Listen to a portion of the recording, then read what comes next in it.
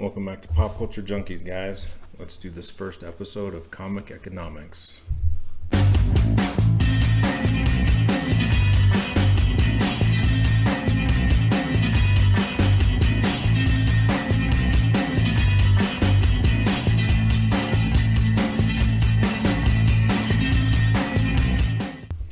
Alright, so I've seen in a few Facebook groups, few Reddit posts, multiple places out there, there's a lot of our community who discusses markets, economics, and whatnot.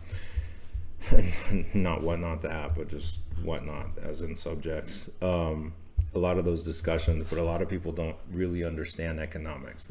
They might understand on a little bit of a level, but economics is actually a pretty deep science, and it's actually it's less defined than other sciences in some senses, but other parts of it are very well defined. There are actual laws to the way these things work. And so I want to try to help some of the people out there who may not understand. I myself, I have an MBA with a healthcare focus. I'm well versed in business, dealing with millions and millions of dollars, working around the perioperative area in healthcare is regularly in my budget, again, to deal with, like I said, multiple $1 million purchases, figuring out different contracts, how they work together, and all those kinds of things. Dealing with that side of finance and economics is normal to me. A lot of people it isn't, though. A lot of people, their experience with economics is eBay, right? They know what eBay is. A lot of them don't even know how to go search it for a price. That's why you'll see so many posts in your favorite group asking, what's this worth? It's worth whatever the market says it's worth. So go search up what it sold for recently, and it's something right around there. But I do know that this community is really growing. People are really getting into collecting and finance and economics all around comic books. So my thought was, let me help you try to understand some of these ideas. You're not going to ever use these words and terms in conversation with someone, but just to help you get an idea in your mind of what you're dealing with and why it works the way it does. Many people understand some of the very basic economic principles around markets and comics. They don't understand some of the more nuanced principles out there. So again, I'm making this video to help you understand those economic principles from a layman's perspective, hopefully, and then you can apply them to your comic collecting, grading, etc. A lot of people will throw out their supposed expertise, but they're not doing a whole lot to help educate you. And I think I'm kind of a see one, do one, teach one kind of person. And so that's what I'm trying to do here. So first and foremost, I think a lot of people would start with the idea of supply and demand. I'm not going to do that. I'm going to start somewhere else because I think it's important to understand the product itself. So I want to start with the idea of elasticity versus inelasticity. Elasticity kind of refers to how quantity can change when price changes. So like an inelastic product, those are things like gasoline, bread, electricity. These are the things that are essential for living, and pretty much no matter what the price is, you need to buy them and you will buy them. Of course, there's going to be limits, but realistically, like, you need to have them and you're going to keep buying them. So I need to buy 20 gallons of gas a week to keep my truck gassed up to go to work each week. Doesn't matter if it's $3 a gallon or $5 a gallon. I buy the same 20 gallons a week. It's a necessity. Is very inelastic. The amount I buy, the quantity I buy based on the price.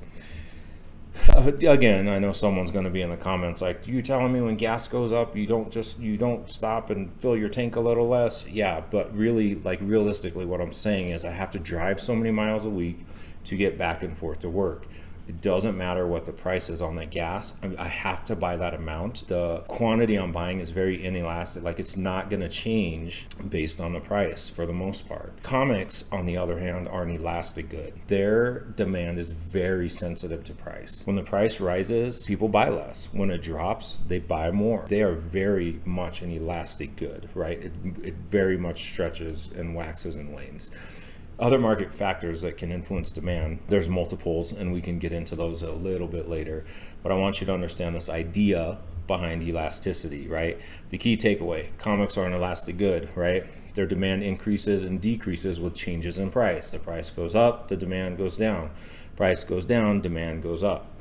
This is helpful when you're comparing products and markets. Inelastic goods require different approaches when you're dealing with market adjustments and evaluations. So remember this the next time you're comparing comic sales to something. Is it actually an elastic good? Is it an inelastic good?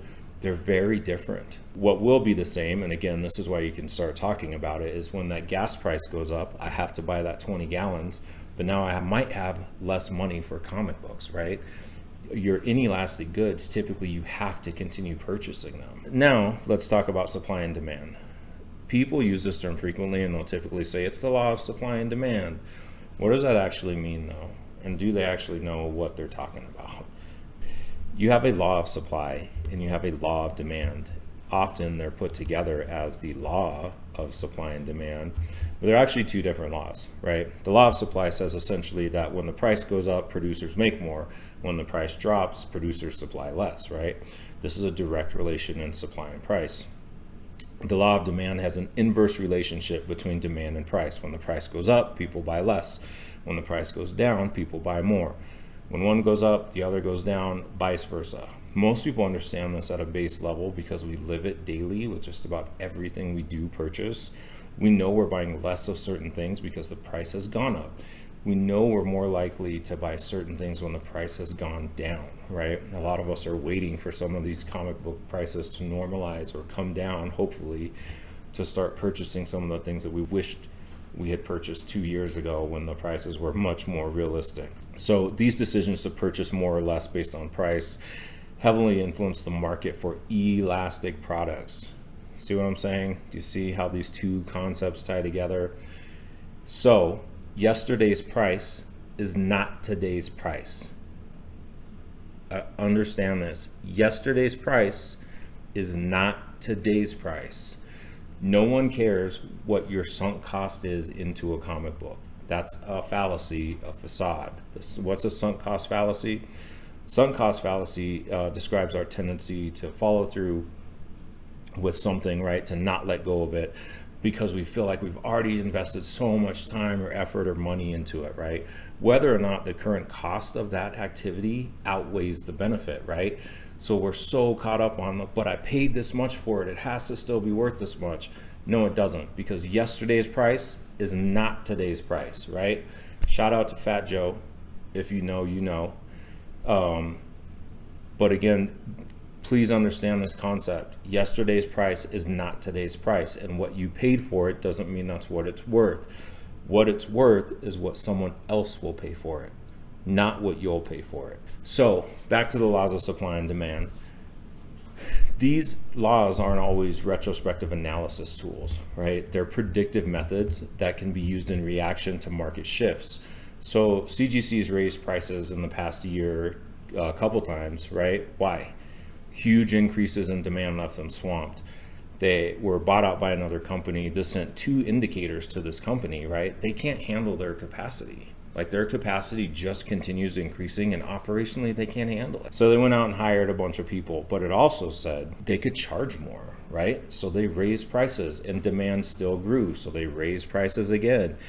Turnover times keep climbing, indicating that that demand continues to go up as the price goes up, right? And this is an elastic good. Remember, it should be very sensitive to price changes. So they're looking for that sensitivity. How high can we raise this to where this is sensitive enough that we start to see a drop or we start to see a level off, right? And that really is what they're looking for. They're looking for that sweet spot of price that keeps them at the peak of production of the money they're making. So how much can they charge and the most volume they can do? Where do those two intersect? And that's the area that they want to be in.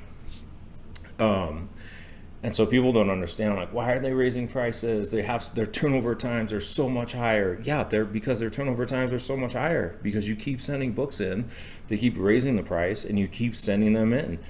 All they're seeing is dollar signs. They're just making more and more money, right? So they're not losing enough volume to negatively impact their growth and profitability. They're just making more money. They're going to continue to raise that price. You can almost rest assured that in the next year or two, if these trends stay the same, you'll see another 1 or 2 jumps in prices from CGC. They're going to do that as long as that volume keeps going up.